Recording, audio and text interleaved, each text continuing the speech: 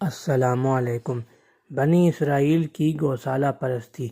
اس واقعے کا تفصیلی ذکر سورہ بقرہ آیت 51 تا 54، سورۃ الاعراف آیت 148 تا 152 اور سورہ طٰہٰ آیت 85 تا 97 میں مذکور ہے۔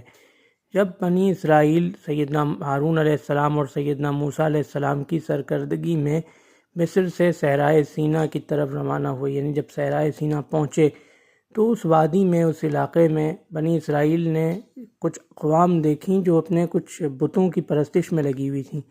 تو انہوں نے حضرت موسیٰ علیہ السلام سے بھی درخواست کی کہ جیسے ان کے بت ہیں ویسے ہمارا بھی ایک بت بنا دیجئے۔ تو سیدنا موسیٰ علیہ السلام نے انہیں تنبیہ کی کہ فرمایا کہ تم لوگ کیسی جاہلوں والی باتیں کر رہے ہو۔ اللہ تعالیٰ نے تمہیں فرعون مصر سے نجات دی، مصر کی غلامی سے تمہیں نجات دی اور تمہیں آزاد علاقے میں رہنے کا موقع عطا کیا، اور تم اللہ کے ساتھ شرک کرنا چاہتے ہو اور تم چاہتے ہو کہ میں دوسرا معبود تمہارے لیے تلاش کروں۔ بہرحال اس وقت تو بنی اسرائیل خاموش ہو گئے، لیکن جب اللہ تعالیٰ نے حضرت موسیٰ علیہ السلام کو قریبی پہاڑ طور پر طلب فرمایا اور آپ وہاں چلے گئے، آپ علیہ السلام جاتے جاتے سیدنا ہارون علیہ السلام کو اپنا نائب اور خلیفہ بنا گئے تھے، اور بنی اسرائیل کو تاکید فرما گئے تھے کہ ان کی بات ماننا، یہ میرے خلیفہ ہیں۔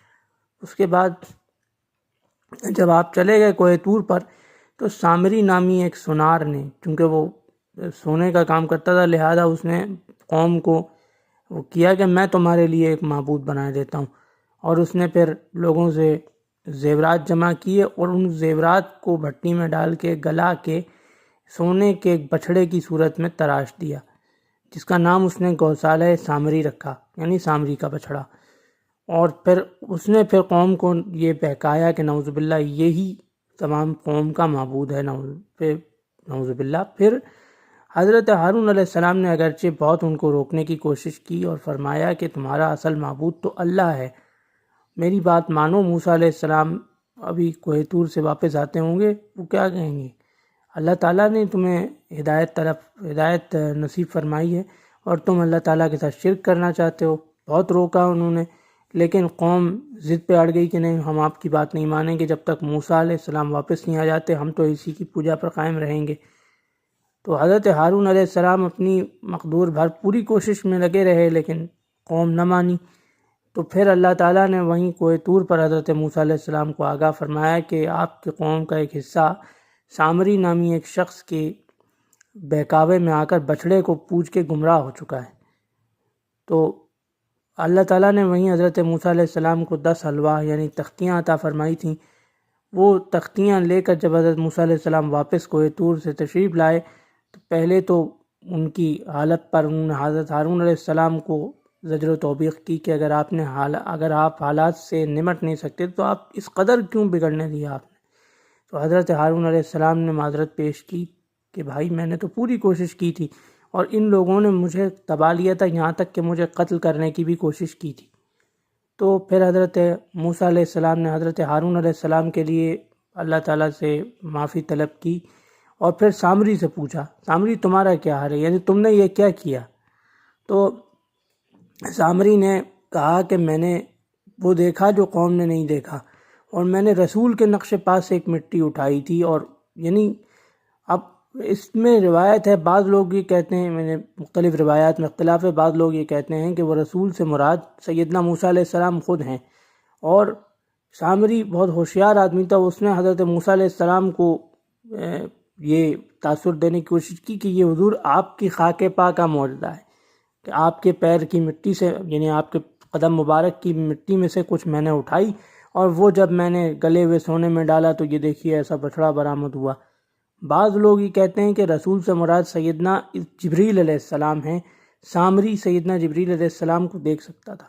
سیدنا جبریل علیہ السلام ایک گھوڑے پر سوار ہو کر زمین پر تشریف لائے تھے، اور اس گھوڑے کے پیر کی مٹی سامری کے ہاتھ لگ گئی تھی، اور سامری نے اس کو اس بچھڑے میں ڈال دیا۔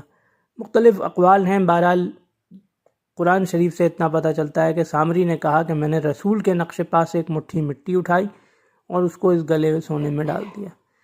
تو بہرحال سیدنا موسیٰ علیہ السلام نے فرمایا کہ اب دیکھو، جس معبود کی پوجا پر تم اتنے قائم رہے اور اتنے مصر رہے ہم اس کو تمہارے سامنے جلائیں گے اور اس کی راکھ کو دریا میں بہائیں گے۔ چنانچہ ایسا ہی ہوا۔ سیدنا موسیٰ علیہ السلام نے پہلے تو اس بچھڑے کو جلا کر اس کی خاک کو دریا میں بہا دیا، اس کی راکھ کو دریا میں بہا دیا۔ پھر اللہ تعالیٰ سے جب معذرت طلب فرمائی تو اللہ تعالیٰ نے فرمایا سب سے پہلے تو ان لوگوں کو قتل کیا جائے جو لوگ یہ جرم میں مبتلا ہوئے ہیں، یعنی گوسالہ پرستی جنہوں نے کی، ان کو قتل کیا جائے۔ چنانچہ روایات کے مطابق 70,000 بنی اسرائیلی اس گناہ کی پاداش میں قتل ہوئے، اور اس کی کے بعد پھر آگے آتا ہے اسی وجہ سے گائے ذبح کرنے کا حکم بھی ملا تاکہ وہ اس کی پرستش کا اثر زائل ہو سکے۔ تو یہ تھا بنی اسرائیل کی گوسالہ پرستی کا مکمل واقعہ قرآن کی آیات کی روشنی میں، قرآن کی سورۃ البقرہ، سورۃ الاعراف اور سورۃ طٰہٰ کی روشنی میں۔ انشاءاللہ اگلی ویڈیو میں ایسے ہی ایک اسلامی واقعے کے ساتھ حاضر ہوتا ہوں۔ اللہ حافظ۔